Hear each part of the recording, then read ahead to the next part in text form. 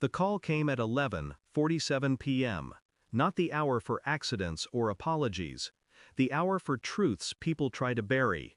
Her voice was calm, too calm, like she'd rehearsed it. "Don't wait up, I'm with Claire." I stared at the ceiling, phone pressed to my ear, and let the silence stretch until she asked, "Are you still there?" I was, listening to the lie slide past her teeth.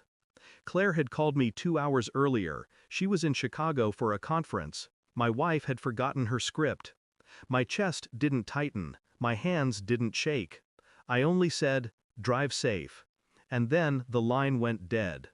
The room grew larger around me, shadows breathing. The hum of the refrigerator across the hall sounded louder than it should. I lay back and closed my eyes, not to sleep, but to sharpen. It wasn't the first lie. Little fractures had formed months earlier. A perfume I didn't recognize. A laugh too bright at the wrong text. The way she angled her phone slightly away, not enough to draw suspicion, unless you lived inside the details as I did. Denial was easy at first. Marriage teaches you to look away, to preserve the illusion because it's cleaner than dismantling the whole machine. But illusions rot. I started noticing patterns.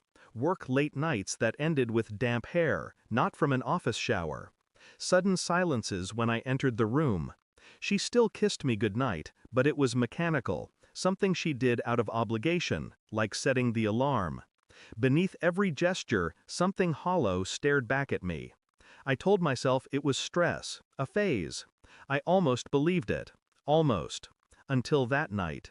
Until she tripped over Claire's name and left me alone with the pieces.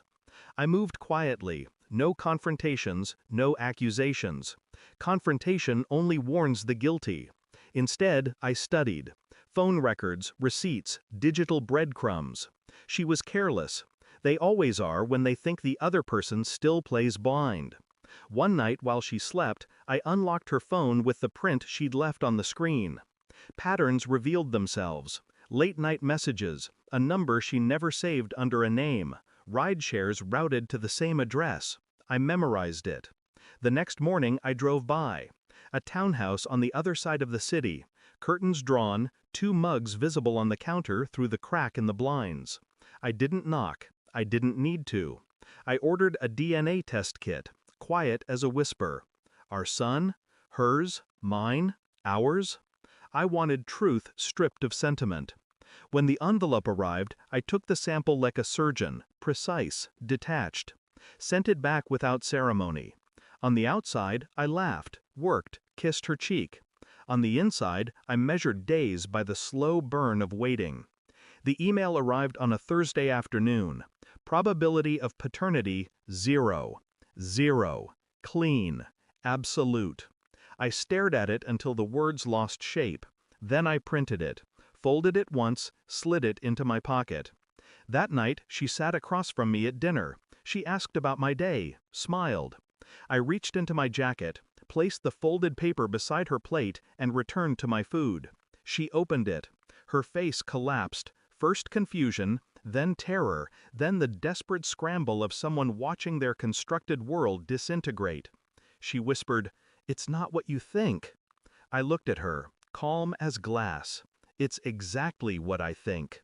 Silence spread between us like blood and water. I didn't yell, I didn't demand names or timelines. That would have given her power. Instead, I slid my phone across the table. On the screen, the address, the townhouse, photos I'd taken of her car parked outside. Her hand trembled as she pushed the paper away. Her mouth opened, then shut, like she couldn't decide whether to beg or confess. I leaned forward just enough. "Tomorrow, I'll call the lawyer. Tonight, you'll pack." She reached for my hand. I pulled back. Her eyes brimmed with panic. Mine stayed dry. When the door closed behind her, the house exhaled. I walked through each room slowly, touching nothing, listening to the silence reclaim what had been stolen. No pity rose in me, no grief, only clarity. She had built a life on deception. I had dismantled it with patience. Our son, her son, slept upstairs, unaware that the ground beneath him had shifted forever.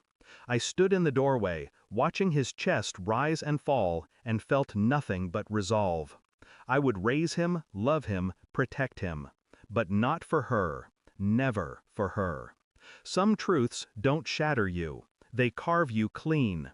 And when the carving is done, you are sharper than you were before. Sharper and untouchable. Thanks for watching. Don't forget to like, share, and comment. Subscribe now to Cheating Stories Insight World for more amazing stories.